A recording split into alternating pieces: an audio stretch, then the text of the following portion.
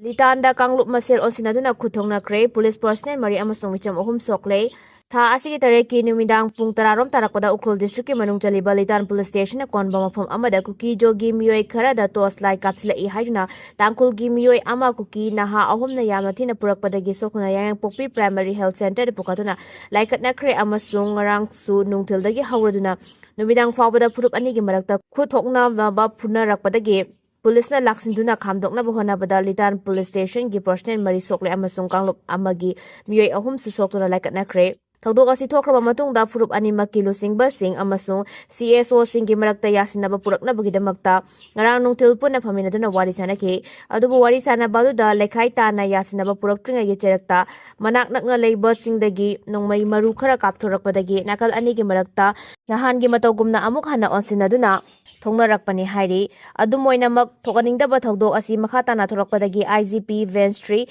DIG Ningsem Basum amasung Ukrul District Police ki ASP yauna mafam asida changsilakuna amuk hana miyamga loinana mifam pangthoke adumoina mak nakal ani gi marakta yasinaba purakpa ngamkide thawdok asi gi matangda Ukrul District ki control room nang numidang pung 4:30 tarakpada Anglubada miyoi kharadi nungna panbadagi sokle habagi paudi fangle adumoina mak chap saba report ti phangdri harake police control room dagi akupa marol phangba ngamdabadagi Ukrul District Police ki SP na numidang pung 8:08 tarakpada telephone tawki adumoina mak SP gi maikadi gi telephone pakhalakide jairak Ukrul gi District Magistrate Asim Das na Ngarang numidang pung 3 tagi hawrduna litan gi mafam pumnamakta BNS 2023 gi section 163 gi subsection 1 gi makhada curfew atingba thamle hairi atingba si makha taba order ama thoktriba fawba chanagani atingba si thamlingai gi manungda litan gi miyoi amatana masa masa gi yumdagi mapan tholakpa amasung makhl amatagi law and order ka hangadaba thabaksing chatharakpa yaroi hairi UKLA na Deputy CM Nemsa Kibgen amasung MLA Khautte amadi Ngursanglur February 10 fawbagi manungda resign Tounaba Khangankre agency paugi agency ama oiba The North East Post na torakpa report ama the United Kuki Liberation Army UKLA na Deputy Chief Minister oiraba Nemsa Kibgen yauna sitting MLA Ahumda Akanba wafam phongdokpaga loinana tha asigi 10 fawbagi manungda makoi gi farmsingdagi resign Tounaba khangalakle hairi Agency asigi pauna hai UKLA na masigi Central Committee gi warol ni haidna tholakhiba cherol amada Manipur lengak na Kuki jo miyam gi apambagi mayokta thabak tawre haidna su anouba lengakta maral sirakpaga loinana Larholub asina Deputy Chief Minister Riba Nemsa Kibgen amasung MLA LM Khautte amadi Ngusanglu Sanate bu Kuki jo constituency sing Mihut oibagi mathakta state lengaka khusam nei haina maral sirakle hairi Larholub asina final warning ni haina su phongdokladuna makoi ahum tha asigi 10 fawbagi manungda makoi gi famsingdagi resign tawgadabani haina su phongdorakle hairi karigumba wafam asi thabakta onthoktrabadi makoi bu miyam gi yeknaba singni amasung lautunaba singni haina lawbaga lonena capital punishment yauna ahak pachairak pigani haina su phongdorakle hairi cherol asina makhatana phongdorakpada wafam asi organization natragana lanai miyoina khutingjinbagi hak laite wafam Masi mayokta leblaklaba singi mathakta Akanba thabak pakhatkani hairakpaga loinana hauzik leiriba lengak asida Kuki zogi miyamna thajaba leite haibaga loinana Indian Constitution gi makhada set asida semlakpa lengak gyaningde haina su phongdorakle hairi ZR na Kuki leader singi order laktabana get hangu yakidaba Kuki militant singa thabak tawminai takpani kopilan lemakhongda duty tariba nipan suba GR na Kuki lusingba singi order laktabana get hangba ngamloi haina Naga singa thokasin tawbada athingba thamkiba asima Kuki la lauba singa khusam na thabak tawminai haiba takpani loinana area da dominate tawriba Kuki militant singa apamba matu ina thabak tawre haibani haina Committee on Protection of Indigenous People Ancestral Land Kopila na thadrakpa cherol amana hairi cherol asina makhatana hairibana February 3 ki numijungba matung pung 32 tabada leimakongga duty tawribat nipan suba Gorkha Regiment ki kangbuna church ki conference ama yaururaga makoi ki kulsingda halakiba ichamcham jaba Naga miyambu chingmang amasung leimakongda thingba piduna chatlan khidabagi thawong adu Akanba Mawongda condemn tawi thawong adu yamna michang mikhai naiba amasung unethical oiba thawong amani mafam adu duty taramba nipan suba GR kangbuna Kuki leader singdagi order laktabana get hangdokpa ngamloi haina Naga miyamda athingba pikhiba adu yamna thamoi sokningai oiba thawong ama oibata natana maduda Naga miyamna yaba ngamloi asigumba Indian Security Force singi statement asina makhoigi neutrality integrity amasung constitutional mandate yamna hakchina wahang hangningai oire security force-singna Kuki leader-singdagi ancestral lauraga thabak tawba manba maong thawong asina rule of law na govern tawriba democratic nation amada yamna nungnangningai oiba fibam ama mayakna halei security force-singgi mimang maktada Kuki khulai paibasingna fongna apaba makhlgi khulai kaya paiduna nungthil pobopta hengjang el champai layon harauten phaijang amasung kharambai fai village singda operate tawriba asida hojik fawda action amata lokhatpa leite khulai paiba Kuki militant sing asigi mathakta security force na action lobugi mahutta tactical support sing piba asina buffer zone haina hojik leiriba masigi mijeng makada Kuki militant sing na mitam praja singda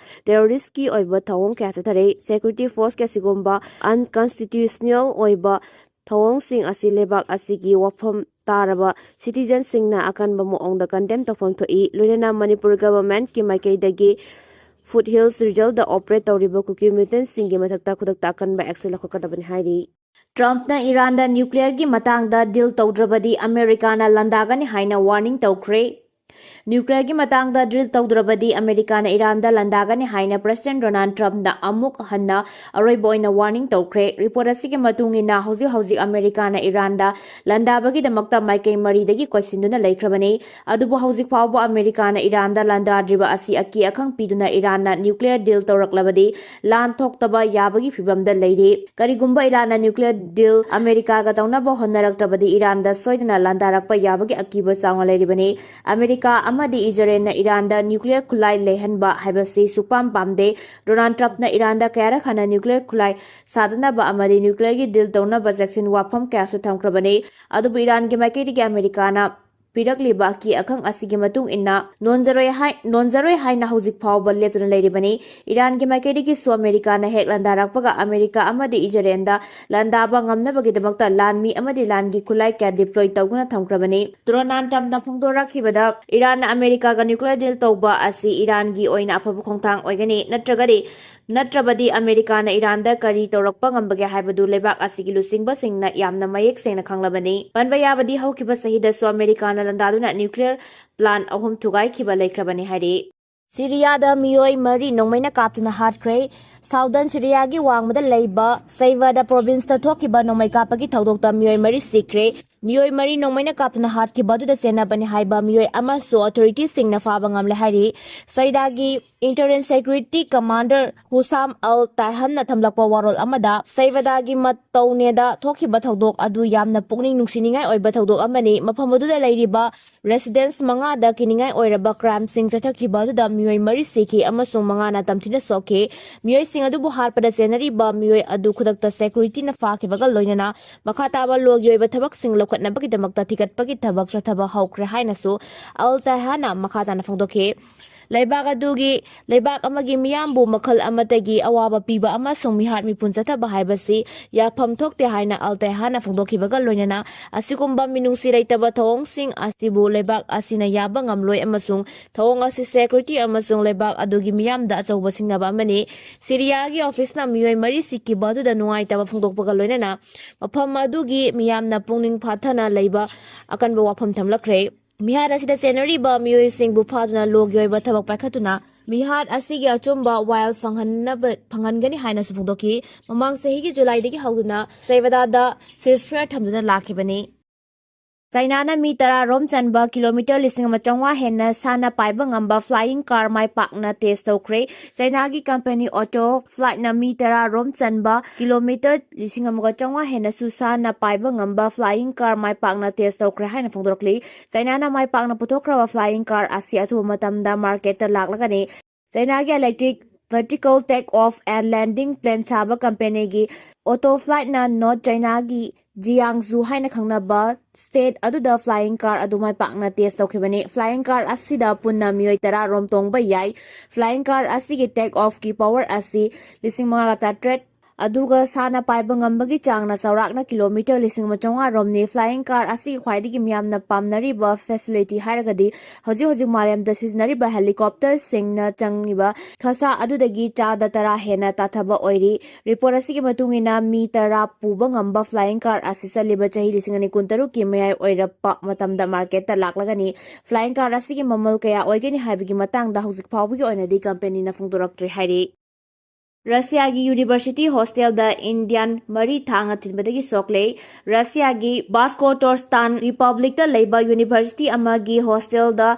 Thokpa Thang Tinabagi Thaudokta India Machamari Yauna Atopa Camerum Aso Panangle Haina Indian Embassy na Pungdorakli, Social Media Platform X Tagalak Powerol Amada Embassy na Hai, Laibaktiba Thaudok Indian Machamari Yauna Miyoi Camerum Aso Apanangan Bagi Pau Fangle, Soklaba Mahirui Sing the Matotaba Mateng Pangana Batarang Lakotpa Hore, Embassy na Marilena Bo Authorities Singa Pau Fangaduna Soklaba India Masa Sing Adugi Mateng Pangana Bohonare, Report Amana Hai Chahi Noraba Miyoi Amana, Baskir State Medical University gi dormitory da changlak-laga mafam maduda lairamba mahairoi singa thanga thinkibani miyoi adubu fana bohona rubada police officer ani soso opanangki hauzik phawbigi oina so opananglaba miyoi singi maming mathana singba authority singna official oina phungdokpa laitre Pakistan के हाने के prime minister Imran Khan अमसुंग महाकी लोइना बी बुशरा बीबी चही 33 की फादोक पीखरे पाकिस्तान के हाने के प्राइम मिनिस्टर अमसुंग पाकिस्तान तहरीक ई इंसाफ पीटीआई की लुसिंगबा इमरान खान अमसुंग महाकी लोइना बी बुशरा बीबी बु तोसा खान टूना करप्शन केस का मरी लेना इस्लामाबाद की कोर्ट अमना काइसुम संग द चही 33 थमनबगी वायल पीखरे कुमजा लिसिंग अनि कुलमदोइदगी अडियाला जेल द लेरखिबा मसागी चही Humputara Humdoi Shuraba Imran Khan Kumzali Singani Kunitoi the Prime Minister Oibadagi Thoknakhre Matung Tongan ba case kaya mayok na duna lakibani Special Court case Judge Saharuk Azumant na rival pinda labor section na wax ngak seliba Adiyala Zelda Imran Khan amasung makiloina bibu sahi 33 phadokpina wild pikimani Imran Khan amasung Bushra bibu Pakistan Penal Code ki section 409 ge makada chahi 33 gi kaisum thangda thamna wild pikibani amasung Prevention of Corruption Act ki section sing ge makada sahi 33 ki phadok pikibani Special Code amagi wild asibu political gi lautuna ba amasung mahakpu mingsathi na bohona bani haina Imran Khan na phungdorok pagalunena Mawongda piriba mara sing adu yazakide Atangba khudangari diamond amasung sanagi leiting singbu matai manauna lengaki gift reports li oiba tosa khanada thambagi muhuta yonthoki haina kumjali singani kunmari gi July da makhoi ani gi mathakta case ama thangalakibani leibag adugi Minister of State for Finance oiba Bilan Kayanina Geo News sta thamlakhibada mamal yamlaba khudol post sing adu tosa khanada thamlamdaba haibasi yamna laibaktibani hai European Union ge lebak singna sahi nauriba singda social media thingnaba semsari European Union ge lebak singna sahi nauriba angang singi mathakta social media sisinahandana ba semba haure haina official singna phungrakli European Commission ge President Ursula von der Leyen na chahi 15 amadi madugi makada leiba angang singna social media access tawba yahandaba asini ngarang Spain gi Prime Minister Pedro na khongthang adu European sinba thungna chana hansi haiba wafam phongdokpa horakpadagi atopa lebak sing su khongthang adu lakhonana ba sem saba horasi haina phongdorakpani ningsingba yabadi Australia da masagi chaitara manga amadi madudagi taba naha singna social media sinabada athingba laikrabani khongthang adu lebak adugi lo oina chana naba laikre